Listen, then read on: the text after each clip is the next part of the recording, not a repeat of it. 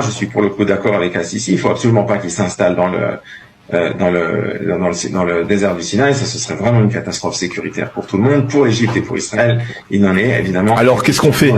Nous parlons de les installer en Égypte même, donc à l'ouest du canal de Suez, et en fait de la transformer cette population en une partie de la population égyptienne de manière entière, c'est-à-dire les intégrer complètement. Il faudra que l'Égypte reçoive beaucoup d'argent et des avantages politiques, économiques, sécuritaires, etc.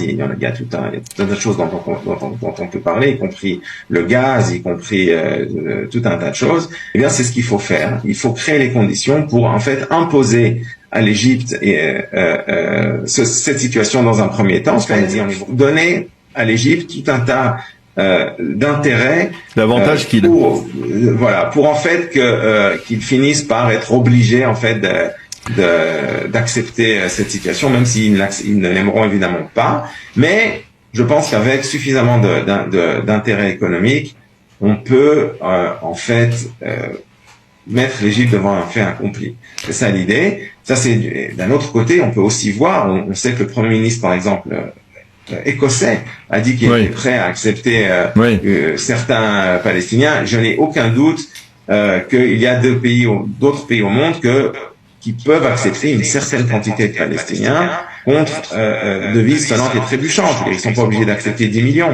de Palestiniens non plus, ou 2 millions. On peut parfaitement, dans des pays d'Afrique par exemple,